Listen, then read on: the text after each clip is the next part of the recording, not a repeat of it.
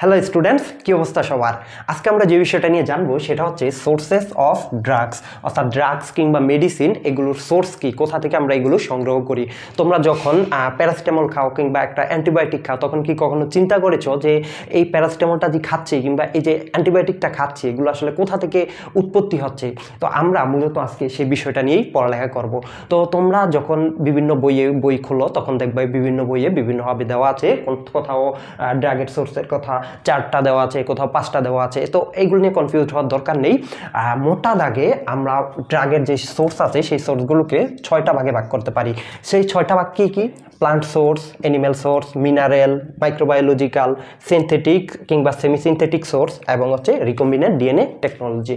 তো এই যেই 6টা সোর্স আছে সেই 6টা সোর্সের প্রত্যেকটা সোর্স নিয়ে আমরা এখন বিস্তারিতভাবে জানবো। তো শুরুতেই আমরা যদি প্লান্ট সোর্সের বিষয়টা দেখি তাহলে দেখতে পাবো যে প্লান্ট সোর্স হচ্ছে ওল্ডেস্ট সোর্স, অর্থাৎ প্রাচীনকালে যখন আমরা যে 6টা সোর্সের কথা বলছি সেই 6টা সোর্সের কোনোটা থেকেও সংগ্রহ করতে পারতো না মানুষ, তখন কিন্তু এই প্লান্ট সোর্স থেকে ড্রাগ সংগ্রহ করতো। অর্থাৎ অ্যানশিয়েন্ট যুগে যে সকল মেডিসিন ছিল সেই মেডিসিনগুলো মূলত প্লান্ট সোর্স থেকে সংগ্রহ করা হতো। তো এখন এই যে প্লান্ট সোর্সের অর্থাৎ একটা গাছের কোন কোন অংশ থেকে মেডিসিন সংগ্রহ করা হয়, সব গাছের সব অংশ থেকে করা যায় না। বিভিন্ন গাছ আছে, কোনো গাছের ফুল থেকে, কোনো গাছের বাকল থেকে, কোনো গাছের ফ্রুট থেকে, তো এইভাবে কিন্তু সংগ্রহ করা হয়। তো আমরা যদি স্পেসিফিকভাবে কিছু দেখি, যেমন হচ্ছে যেভাবে খাতায় আমরা বইয়ের ভিতরে কিন্তু এরকম প্রতিটা সোর্সের, যেমন হচ্ছে লিভস, ফ্লাওয়ার, বার্ক, এইগুলো প্রতিটার কিন্তু অনেকগুলো উদাহরণ আছে। তো এতগুলো উদাহরণ পড়ার মতো কিংবা এতগুলো উদাহরণ মনে রাখার মতো ধৈর্য কিন্তু আমাদের কারো নেই। তো সেক্ষেত্রে আমরা 2টা কিংবা 1টা করে উদাহরণ মনে রাখতে পারি। তো সেক্ষেত্রে আমরা যে লিভস আছে অর্থাৎ পাতা আছে, সেই পাতা কোন কোন গাছের পাতা থেকে আমরা ওষুধ পাই, যেমন হচ্ছে ডিজিটালিস পুরপুরিয়া, এই গাছ থেকে পাই ডিজিটক্সিন। এখন এই ডিজিটক্সিন যেটা পাই সেটা হচ্ছে একটা কার্ডিয়াক গ্লাইকোসাইড। এখন তোমরা যখন ফার্মাকোগনোসি অ্যান্ড ফাইটোকেমিস্ট্রি পড়বে তখন দেখবে এই গ্লাইকোসাইড নামে একটা কমপ্লিটলি ডিফারেন্ট চ্যাপ্টারই আছে। তো সেই চ্যাপ্টারে তোমরা কার্ডিয়াক গ্লাইকোসাইড পাবে। এই গ্লাইকোসাইডটা মূলত আমাদের যে হৃৎপিণ্ডের সমস্যা, হৃৎপিণ্ডের বিভিন্ন অসুখ বিসুখ হয়ে থাকে সেগুলোতে ইউজ করা হয়ে থাকে। তারপরে যেটা আছে সেটা হচ্ছে লিভস, যেমন ইউক্যালিপটাসের পাতা থেকে আমরা ইউক্যালিপটাস অয়েল পাই, যেটা কি হিসাবে ব্যবহৃত হয়, যেটা হচ্ছে আমাদের কফ সিরাপ যে আছে সেই কফ সিরাপে ব্যবহার করা হয়।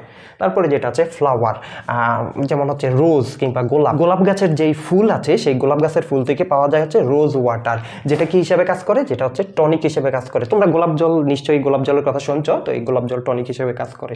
তারপরে আছে বার্ক হচ্ছে বাকল। সিনকোনা গাছের বাকলের কথা তোমরা অনেকেই শুনছো, সিনকোনা গাছের বাকল, যেটা থেকে কুইনিনিন পাওয়া যায় এবং কুইনিডিন পাওয়া যায়। এখন এইগুলো কি হিসাবে ব্যবহৃত হয়, এগুলো হচ্ছে অ্যান্টিম্যালেরিয়াল ড্রাগ।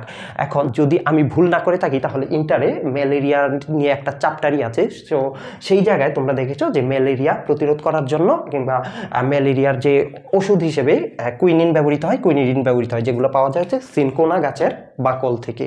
তারপরে আছে রুটস কিংবা মূল। এখন রাউলফিয়া সার্পেন্টিনা নামে একটা গাছ আছে, সেই গাছ থেকে রেজারপিন পাই। এই রেজারপিন কি হিসাবে ব্যবহৃত হয়, এই রেজারপিন ব্যবহৃত হচ্ছে হাইপারটেনসিভ ট্রিটমেন্টের ক্ষেত্রে। আমাদের যাদের হাই প্রেশার আছে সেই হাই প্রেশারকে মূলত হাইপারটেনশন বলা হয়ে থাকে, আর লো প্রেশার যাদের থাকে তাদের বলা হয়ে থাকে হাইপোটেনশন। তো এই যে হাইপারটেনশন ট্রিটমেন্টে যেটা কাজে লাগে সেইটাকে আরেকটা নাম দেওয়া হয়েছে হাইপারটেনশন ট্রিটমেন্টে যেই ওষুধটা কাজে লাগে সেই ওষুধটাকে বলা হয়ে থাকে মূলত হাইপোটেনসিভ ড্রাগ। তো এই রেজারপিন হচ্ছে হাইপোটেনসিভ ড্রাগ। তারপরে যেটা হচ্ছে ফ্রুট, অর্থাৎ হচ্ছে ফল থেকে, যেমন হচ্ছে সিনাপড, এই গাছের ফল থেকে আমরা কি পাই, সেই গাছের ফল থেকে পাই হচ্ছে অ্যানথ্রাসিন। তো অ্যানথ্রাসিন কি হিসেবে ব্যবহৃত হয়, অ্যানথ্রাসিন হচ্ছে পার্গেটিভ হিসেবে ব্যবহৃত হয়, অর্থাৎ যেটা কনস্টিপেশন কমায়। তো মোটামুটি প্লান্ট সোর্সের মধ্যে এইগুলোই আছে মেইন যে প্লান্টের অংশ আছে, সেই মেইন প্লান্টের অংশ এবং সেগুলোর উদাহরণ, সেগুলো কোন গাছ থেকে কি পাওয়া যায় সেটা বলা আছে এবং সাথে সাথে সেটার কোন ক্ষেত্রে ব্যবহার করা হয় সেগুলো বলা আছে। মূলত তোমরা যদি এতটুকু পড়ো আমার মনে হয় এই অংশটার জন্য এনাফ। এরপরে 2 নম্বরে যেটা আছে সেটা হচ্ছে অ্যানিম্যাল সোর্স।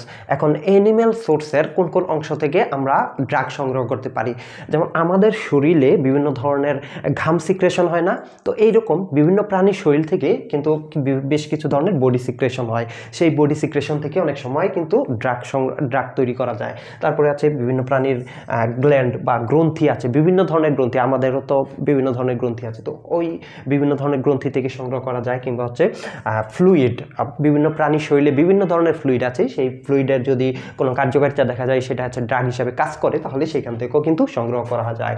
তাহলে এনিম্যাল সোর্স থেকে মূলত এনিম্যালের যে বডি সিক্রেশন, গ্ল্যান্ড এবং ফ্লুইড, এই তিনটা জিনিস থেকেই মূলত সাধারণত যেই সকল ড্রাগ আছে সেই সকল ড্রাগগুলো সংগ্রহ করা হয়।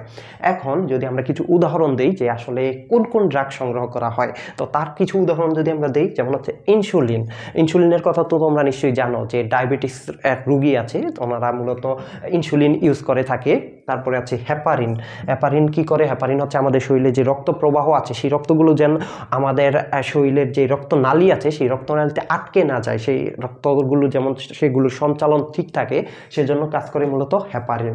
তারপরে আছে কড লিভার অয়েল, এটা হচ্ছে কড নামক একটা মাছ আছে, সেই মাছের যে লিভার আছে সেই লিভার থেকে মূলত এই অয়েলটা সংগ্রহ করা হয়। তো এই অয়েলটার কার্যকারিতা, cod liver oil, Shark liver oil, এরকম বেশ কিছু জিনিস তোমরা কিন্তু পরবর্তীতে পাবে যখন লিপিড চ্যাপ্টার পড়তে যাবে। তারপর হচ্ছে বিভিন্ন টাইপের এনজাইম আছে যেগুলো কিনা বিভিন্ন প্রাণীর শরীর থেকে সংগ্রহ করা হয়। দেখা গেছে এই এনজাইমটা নিয়ে যদি আমি কোনো একটা ড্রাগ তৈরি করি, সেই ওষুধটা যদি মানুষের উপকারে আসে তাহলে আমরা কেন সংগ্রহ করব না? তো মূলত এইগুলো আছে এনিম্যাল সোর্স থেকে পাওয়া যায়। এখন এনিম্যাল সোর্স থেকে আমরা যেই ড্রাগগুলো সংগ্রহ করব সেই ড্রাগগুলো কিন্তু দুইটা ফর্মে থাকতে পারে। সেই ড্রাগগুলো হতে পারে ক্রুড ড্রাগ কিংবা আনরিফাইন্ড ড্রাগ, কিংবা সেগুলো রিফাইন্ড ড্রাগও হতে পারে। এখন এই ক্রুড ড্রাগ নিয়ে বেশ বড়সড় আলোচনা আছে, সেগুলো পরবর্তীতে যখন করব তখন সেগুলো বুঝতে পারবে। তো মূলত এগুলোই ছিল এনিম্যাল সোর্স নিয়ে পড়ালেখা। আমরা এরপরে চলে যাই মিনারেল সোর্স। মিনারেল কিংবা বিভিন্ন ধরনের খনিজ লবণ, এগুলো কিন্তু আমাদের শরীরে আছে। তো শরীরে যখন স্বাভাবিক অবস্থায় এগুলো থাকে তখন সেই অবস্থাটাকে বলা হয় তাকে হোমিওস্ট্যাসিস। তো যখন এই স্বাভাবিক অবস্থায় যে মিনারেল যে পরিমাণে থাকার কথা সেই পরিমাণ না থেকে সেটার কম বেশি হয়ে যায়, তখন কিন্তু সাধারণত একটা সমস্যা হয়। তো যদি কারো শরীরে মিনারেলের ঘাটতি দেখা দেয় তখন কিন্তু সেই হোমিওস্ট্যাসিস অবস্থাটা সেটা কিন্তু পরিবর্তন হয়। তো এই কারণে কিন্তু তখন আমাদের বিভিন্ন ধরনের ড্রাগ নিতে হয়। তো এই যেই ড্রাগগুলো নিব আমরা সেগুলো তো অবশ্যই মিনারেল হবে, অতএব সেগুলো সোর্স কি হবে? সোর্স হবে মিনারেল সোর্স। তো এখন এইগুলো দুই প্রকার হতে পারে, এক হচ্ছে মেটালিক মিনারেল সোর্স এবং হচ্ছে নন মেটালিক মিনারেল সোর্স। তো প্রাচীনকাল থেকেই মেটালিক এবং নন মেটালিক দুইটাই হচ্ছে ড্রাগের সোর্স হিসেবে কাজ করে। তো আমরা যদি এইটার কিছু উদাহরণ দেই যে আমাদের শরীরে কখন এই মিনারেলগুলো লাগবে, যেমন হচ্ছে আয়রন ডেফিসিয়েন্সি অ্যানিমিয়া। তোমরা অ্যানিমিয়ার কথা শুনছ। অ্যানিমিয়া মানে হচ্ছে আমাদের শরীরে যখন রেড ব্লাড সেল যেগুলো আছে সেগুলোর ঘাটতি দেখা দেয় কিংবা সেগুলোতে কোনো সমস্যা দেখা দেয়, তখন সেটাকে অ্যানিমিয়া বলা হয় থাকে। তো আয়রন ডেফিসিয়েন্সি অ্যানিমিয়া, এটা হচ্ছে অ্যানিমিয়ার একটা টাইপ। অ্যানিমিয়ার বিভিন্ন ধরনের টাইপ আছে, তার মধ্যে একটা হচ্ছে আয়রন ডেফিসিয়েন্সি অ্যানিমিয়া, যেটা হচ্ছে আমাদের শরীরে যখন আয়রন কম থাকে তখন সাধারণত এই সমস্যাটা হয়ে থাকে। তো সেই আয়রন ডেফিসিয়েন্সি অ্যানিমিয়ার জন্য কি ইউজ করতে হবে? আয়রন। তো সেই আয়রনটা একটা মিনারেল। তো এই আয়রন মিনারেল সোর্স থেকে খুঁজে বের করতে হবে। তারপর হচ্ছে রিমেটয়েড আর্থ্রাইটিস। রিমেটয়েড আর্থ্রাইটিস হচ্ছে আমাদের যে বাতে ব্যথা আছে কিংবা হচ্ছে হাড়ের মাঝে যে বাত ব্যথা, এই বাত ব্যথাগুলো মূলত হচ্ছে আর্থ্রাইটিস। তো এই ক্ষেত্রে গোল্ড সল্টস ব্যবহার করা হয় থাকে। তারপরে যে আছে সিফিলিস আছে, সিফিলিসের ক্ষেত্রে মার্কিউরাল সল্টস ব্যবহার করা হয় থাকে। তো মূলত এগুলোই ছিল মিনারেল সোর্স। 4 নম্বরে যেটা আছে সেটা হচ্ছে মাইক্রোবিয়াল সোর্স। এখন তোমাদের মধ্যে যারা একটু বুদ্ধিমান আছো তারা কিন্তু প্রশ্ন করে ফেলবে যে ভাইয়া একটু আগে তো আপনি অ্যানিম্যাল সোর্সের কথা বলছেন, এখন করে আবার মাইক্রোবিয়াল সোর্সের কথা উল্লেখ করার কি দরকার? মাইক্রোবিয়াল সোর্সও তো এক ধরনের অ্যানিমেলই। তো আসলে পার্থক্যটা হচ্ছে অ্যানিম্যাল সোর্স বলতে যেগুলোর কথা বলা হয়েছে সেগুলো আমরা খালি চোখে দেখতে পারি, কিন্তু এই যে মাইক্রোবিয়াল সোর্স এগুলো কিন্তু একদম আনুবীক্ষণিক। আনুবীক্ষণিক বলতে কীরকম, আমি যদি কিছু উদাহরণ দিই তাহলে বুঝতে পারবা। যেমন হচ্ছে ব্যাকটেরিয়া হচ্ছে এক ধরনের মাইক্রোবিয়াল সোর্স। তারপর হচ্ছে ফাঙ্গাস, প্রোটোজোয়া, এগুলো হচ্ছে একদম ক্ষুদ্র ক্ষুদ্র প্রাণী। এগুলো থেকে আমরা যে ধরনের ড্রাগ পেয়ে থাকি সেগুলোই হচ্ছে মূলত মাইক্রোবিয়াল সোর্স। তো এখন এই মাইক্রোবিয়াল সোর্সটা খুবই গুরুত্বপূর্ণ, খুবই গুরুত্বপূর্ণ। কেন গুরুত্বপূর্ণ? কারণ হচ্ছে আমাদের যে বর্তমানে আমরা যে ব্যাকটেরিয়াকে পরাস্ত করছি, যে একটা বড় অস্ত্র সেটা হচ্ছে অ্যান্টিবায়োটিক। তো এই অ্যান্টিবায়োটিক কিন্তু মাইক্রোবিয়াল সোর্স থেকে পাওয়া যায়। যেমন হচ্ছে পেনিসিলিন, তোমরা পেনিসিলিনের কথা শুনছো, পৃথিবীর প্রথম অ্যান্টিবায়োটিক। এই পেনিসিলিন পাওয়া গেছিল কিন্তু পেনিসিলিয়াম নোটাটাম এই নামক একটা ফাঙ্গাস থেকে। তারপরে তোমরা আরও যদি অন্যান্য অ্যান্টিবায়োটিকগুলোর কথা চিন্তা করো, যেমন হচ্ছে স্ট্রেপ্টোমাইসিন পাওয়া যায় হচ্ছে অ্যাক্টিনোব্যাকটেরিয়া থেকে। তারপরে হচ্ছে টোব্রামাইসিন পাওয়া যাচ্ছে স্ট্রেপ্টোমাইসিস থেকে। তো বুঝতেই পারছো যে অ্যান্টিবায়োটিক না থাকলে, যদি বর্তমানে অ্যান্টিবায়োটিক না থাকতো, পৃথিবীতে হাজার হাজার লাখ লাখ মানুষ মারা যেত, ডাক্তারদের আসলে কিছুই করার থাকতো না। তো এখন এই অ্যান্টিবায়োটিক আছে বলেই কিন্তু আমরা যে বিভিন্ন ধরনের ব্যাকটেরিয়া, বিভিন্ন ধরনের রোগ জীবাণু আছে সেগুলোর সাথে যুদ্ধ করতে সমর্থ হয়েছি। আর এখন বর্তমানে যে পরিস্থিতি, বর্তমানে কিন্তু বিভিন্ন ধরনের অ্যান্টিবায়োটিক এগুলো রেজিস্ট্যান্স হয়ে যাচ্ছে। পরবর্তীতে যদি কোনো এক সময় এমন আসে যে অ্যান্টিবায়োটিকগুলো মোটামুটি সবগুলো রেজিস্ট্যান্স হয়ে যাচ্ছে, তখন কিন্তু আবার সেই আমরা আগের মতো অবস্থায় ফিরে যাব। হয়তো দেখা গেছে আমার একটা হাত কাটলো, আমি এটা থেকে মারা যাব। তো এখন নিশ্চয়ই তোমরা বুঝতে পারছো যে মাইক্রোবিয়াল সোর্স যেটা আছে সেটা কতটা গুরুত্বপূর্ণ। তারপর আমরা চলে যাচ্ছি সেমিসিনথেটিক এবং সিনথেটিক সোর্সের ক্ষেত্রে।